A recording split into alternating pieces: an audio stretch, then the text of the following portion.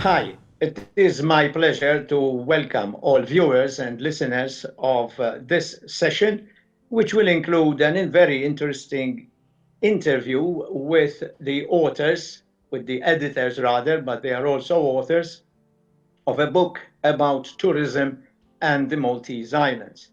I have the pleasure to do this on behalf of the Book Council Malta, Kunsil Nazzjonali tal-Ktieb, as part of their festival tal-Ktieb fuq il-campus sessions and interviews. The book, which we are going to review, and at the same time to learn more about it and perhaps also how to acquire it, is called Tourism and the Maltese Islands: Observations, Reflections, and Proposals. The editors, who will be with us answering questions imminently, are Professor George Cassar and Dr. Mari Avellino. Dr. Avellino is also the head of the Institute for Tourism, Travel and Culture at the University of Malta. The book, which has 289 pages, is published by the University of Malta and Kite Group, Malta. In it, there are contributions, academic contributions, by 15 different authors, both Maltese and foreigners. They include the editors, George Cassar and Mari Avellino, but also Monica Banias, Karsten Schwirep, Simon Caruana, Vicky Cazzoni and Julia Pulaki, Jim Bache, Mary Louise Manjon, Lino Briguglio, John Ebeyer and John Tunbridge, Andrew Jones, Simona Franzoni and Christian Pellizzari, and Julian Zarp, Dane Munro and Noel Buttigieg. This interview, obviously, will also serve as a means for those who are interested in acquiring this book after this interview to get to know more about how to get the copy. And one could do this either from shops and booksellers, but also from a site which belongs to the publishers, www.kitegroup, one word, kitegroup, kite, kite.com.mt. There is a 25% discount if one uses the voucher code BOOKS25.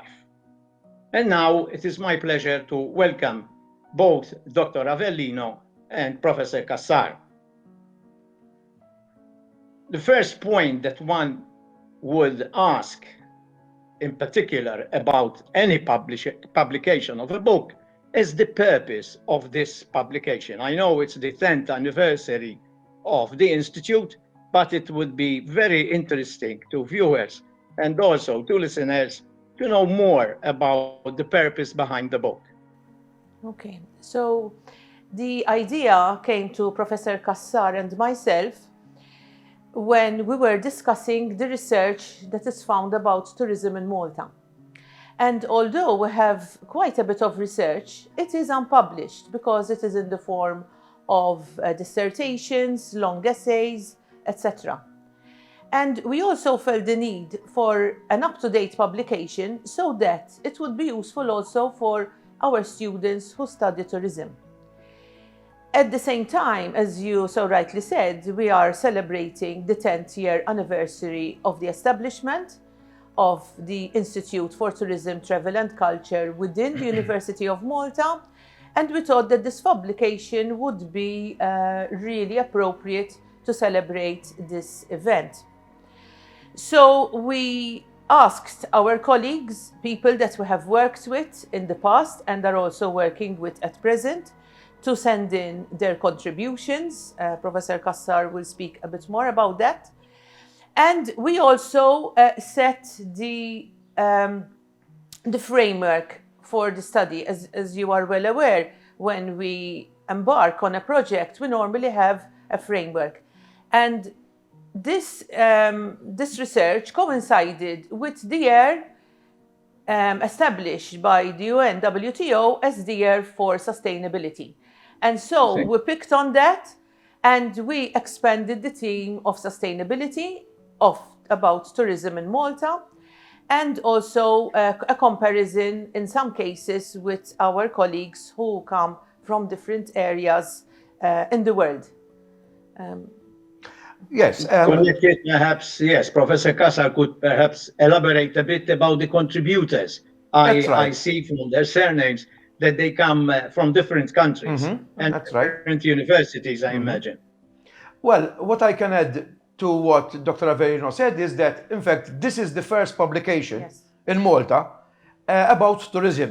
And you might tell me, well, after so many years of the industry practically gaining thousands every year, it is the first publication. It is truly, because as Dr. Avellino said, up till now, there was a lot of research done, even at the Institute for Tourism, Travel and Culture, also in other papers in different journals, but never truly a book that tried to look closely at the various aspects of tourism in Malta and beyond. And this And beyond an is very academic book, important. I must say. It is very academic book. important Sorry to because, barge in. yes, it is very important because we know that Malta is not practically alone within the tourism industry in the world. It's just one of all the hundreds of destinations around us, even the Mediterranean, and more so because we wanted to put Malta in context. That is why we have a lot of authors, besides the good number of local and resident academics. We have also a number of foreign authors that also looked at either Malta or other places that could be then compared to the Maltese situation. And that is why this mix of authors. Let's move a bit more to what we are actually and currently experiencing, a grim period when it comes to tourism. How could you connect the relevance of this particular publication during a world pandemic, which unfortunately hit tourism everywhere, obviously including us as well? Right. So when the publication was being researched, especially in Malta, we were hitting highs that we never experienced before as regards incoming tourists. So we had reached a very large amount of inbound tourists, and at the same time, we also had quite a number of concerns over what we would term or call today over-tourism. Now, the pandemic hit, and now we would talk about no tourism at all. So you would think, what is the relevance? Quite rightly so that you put this question. What is the relevance of a publication when you're talking even about sustainability and over-tourism, and now we don't have hardly any tourism? Actually, it is, I think, a very valid book to have in your hands at this particular time. Why? Because through the book, you are able to see what were the highs, what were the positive things that we were doing, what was so special about what we were doing that made Malta, such a destination that is in high demand. So we can look back and see what was good, but we also have to look back and see what was not so good and not so positive and learn from that. So I think it's, situated at what we call the cusp, So we had all these highs, the book came out. Obviously, COVID didn't happen because of the book, but nevertheless, then we experienced this downslide to practically zero tourism. And yes, the book is valid because you have, all the good things that we should put into place, learn from the mistakes that we've done and which we have spoken about in the book. And always, this is the underlying theme, Dr. Shwireb, the underlying theme is sustainability. So sustainability economically, We've been talking about it, yes. That is not a bad word, economics. If you don't make money from what you are doing, then it's not sustainable. Then you have the socio-cultural and you also have the environment. So as you said, maybe we'll talk about that later. Mm-hmm. It is, I imagine, like me and other viewers would contemplate that this is a good reflection sort of period. Yes. With the pandemic. when one has the time, more time to stop, reflect, and analyze, perhaps, and criticize and plan the future. But let's move on. Professor Cassar, a few minutes ago, told us about that Malta was not alone in the world of tourism. In fact, I would like to know more about tourism in Malta in a Mediterranean, European, but also in a world context. Where would you put the industry, Maltese tourism, as we have experienced it recently, not now, obviously, in a world context? Well, to begin with, as I said, Malta, of course, is not the only destination. In fact, it's just one of hundreds, and thousands really, of destinations globally. However, our progress and our development in the industry did follow and does follow what's happening around us and beyond us. That is also why the book looks at the various aspects of tourism, not only locally, but also beyond our shores. What is important with your question is that we need to always see, analyze, realize, and admit that what Malta does and what Malta doesn't do in tourism is always affected by the global situation. In truth, we have seen up till 2019 increases in numbers. Was this only in Malta? Not at all. It was practically everywhere. Look at wealth statistics and you will see that tourism was practically increasing by the hour everywhere. Even in Africa, which practically lags behind when it comes to tourism and numbers because of obvious problems. But even in Africa. Then you've got also the pandemic. It hit everyone, including the Maltese, and the Maltese situation today is suffering exactly from the same problems that Hawaii, Australia, New Zealand, China, and wherever are in fact suffering. Thirdly, the book is in itself a snapshot of a reality, as Dr. Avellino said, of a reality that was. But in truth, it is also a snapshot of a reality that could be. What do I mean by this? We're looking at a situation where up till 2019, the book analyzed the goods and the bads of tourism, not only in Malta. That is why I always look at Malta, Mediterranean, and beyond. Because what Malta was suffering in tourism, like for example, over-tourism, the idea of numbers increasing, but at the same time, they might not be sustainable. The idea that tourism is good, but in truth, it has its dark side, which many people somehow, conveniently or otherwise, tend to forget. There is also a reality which tourism seems to be, well, many people think it is the savior of the economists, when in truth, it takes much more than that. But these things are all in the book. And therefore, as Dr. Avellino said, these things should be seen, read, analyzed, and taken on board by politicians, by policymakers, by stakeholders, and by so many other people in the business, in the industry, and also beyond it. Why? Because we have to learn from what there was. This is the right time to make decisions. It's good that, for example, government in Malta at the moment is looking at a new tourism policy, which goes to 2030. It's the right time to do it.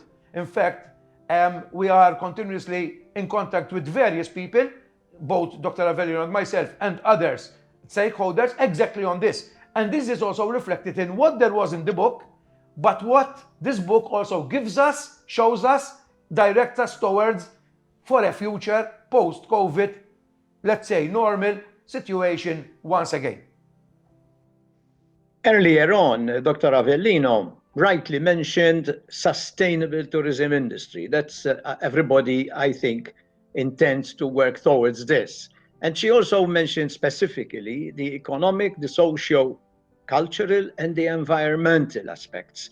Could you expand expand on this, also for the benefit of students who are listening in, but maybe also for non-students, non-academic people who are interested to buy the book and read it. So when we talk about sustainability, not necessarily in the context of tourism, we use models, something that will help our students, the general public, to understand. Usually, we use the term 3 pillars or the triple bottom line. And in these 3 layers, triple bottom line, it's more associated with the pans that you would purchase for cooking, to get better conduction. And or as the 3 pillars, something that supports, we talk about economic, socio-cultural, and environment. All of these together need to be addressed, need to be juggled, need to be balanced so that we have sustainability. Now, in the past, when tourism first, let's say, kick-started as a mass tourism product, so in most of Europe, it was around the 60s. In the case of Malta, also, late 50s, 60s. The goal was economic benefits. I say we because we are in the industry, we would have discarded or not taken much notice of the costs that were incurred. Costs in the case, for example, of pristine landscapes being utilized to build high-rise hotels, dislocation, and moving out of people of certain, their homeland, moving them out, whether forcefully, and this is not about Malta, it's in general. So forcefully moved out of places where they've lived for generations, and you are replacing it with buildings and other amenities that is going to attract tourism. And these were given more importance. If you went to the World Bank for a loan for your investment, they would say, okay, so what is the return on your investment? And they would look at numbers, because numbers then translate into money. As time went by, after the 70s, 80s, and then we come to the 2000s, the late 90s, we started to realize, there's a cost. There are benefits, yes, but there are costs, and we need to look at the costs again and see if it's worth the cost to bring in this benefit. In fact, at the turn of the century, we have what is known as the Agenda 2000, Agenda 21. Agenda 21 sets out what we should be doing as regards sustainability, sustainable development all over the world in the 21st century. So going back to now more specifics, the tourism industry, again, we went through this process. In different countries, the process took longer or shorter periods and so on. We started to talk about alternative tourism and eco-tourism, thinking they are one and the same thing, meaning if you're going to bring tourists to a pristine landscape, in the case of Malta, we sort of zoomed in on Comino and zoomed in on Gozo and other, let's say, off-the-route areas on the Maltese Islands.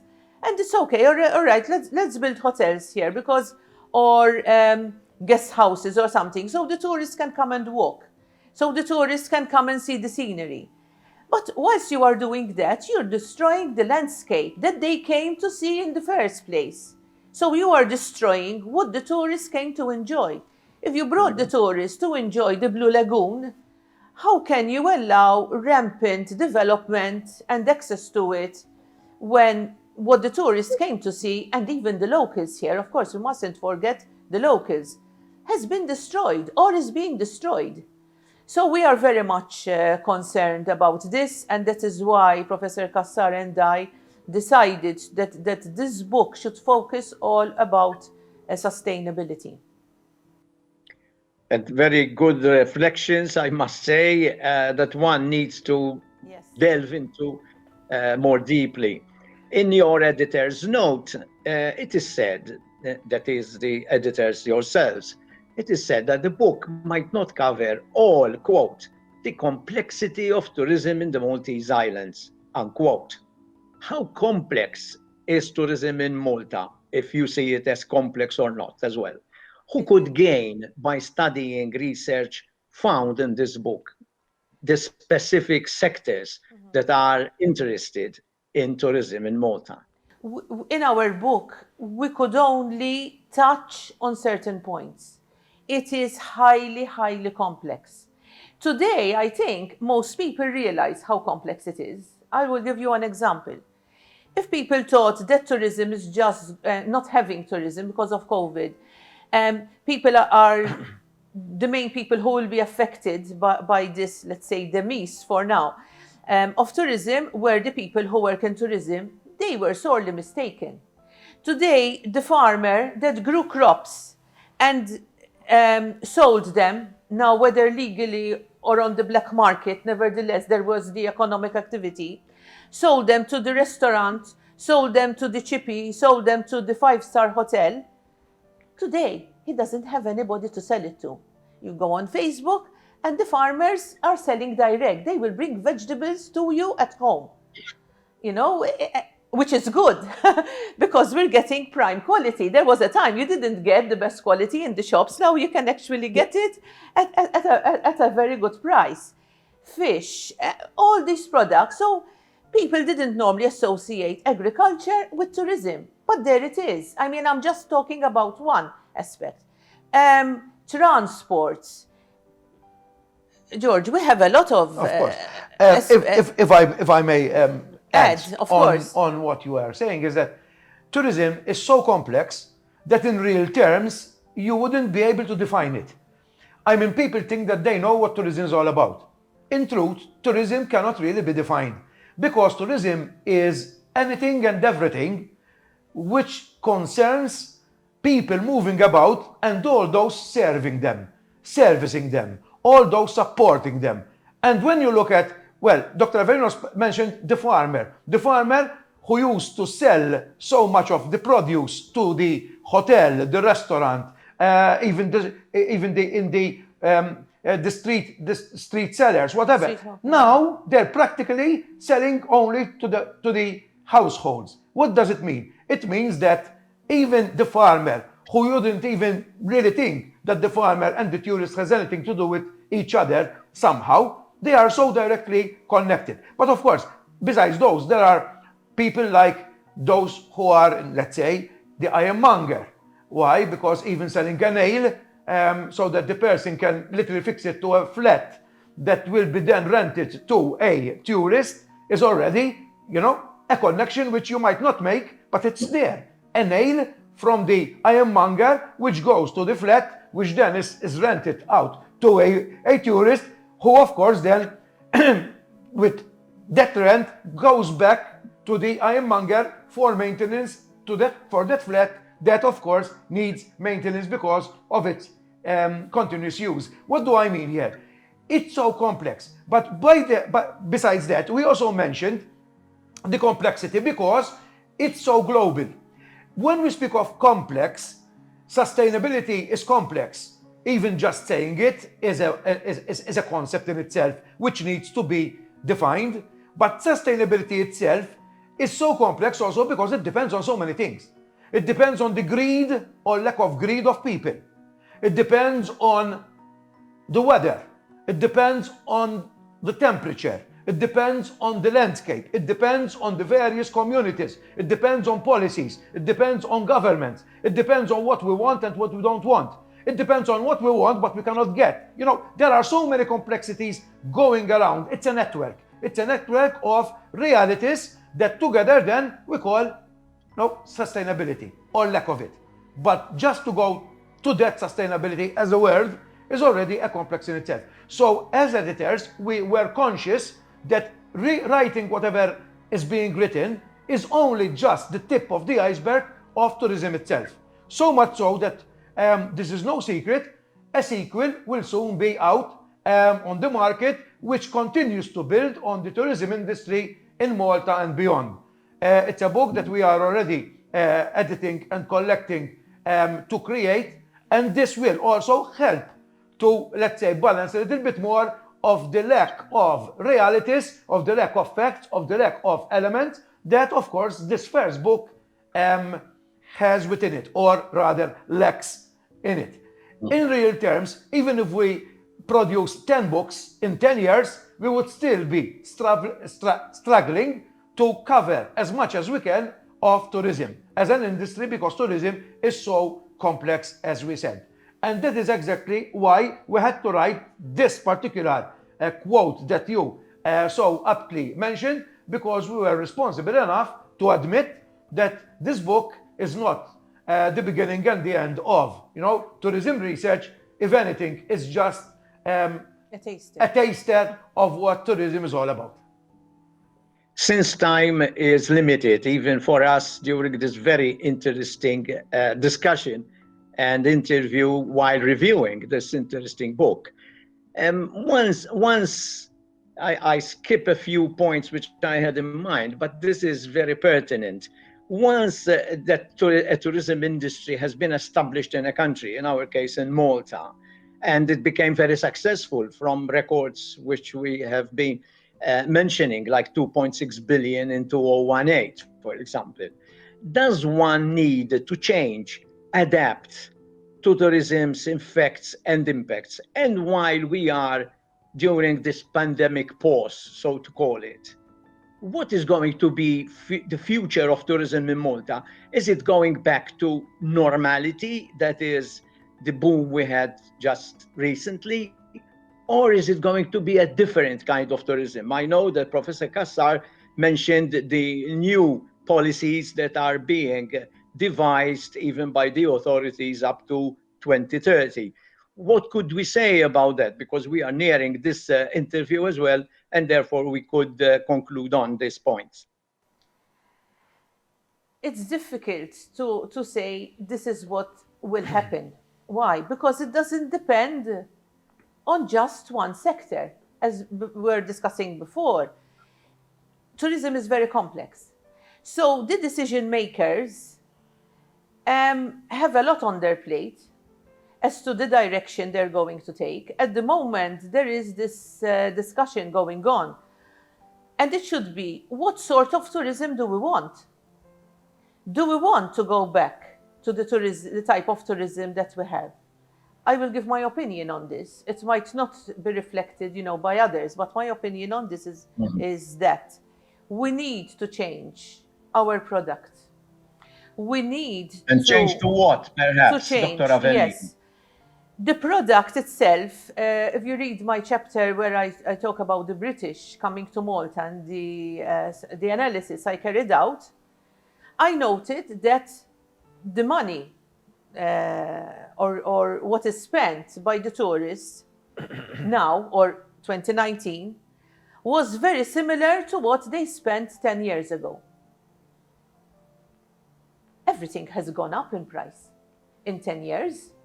So why should somebody be coming to our island with all the costs that entails, and you are still spending the same amount?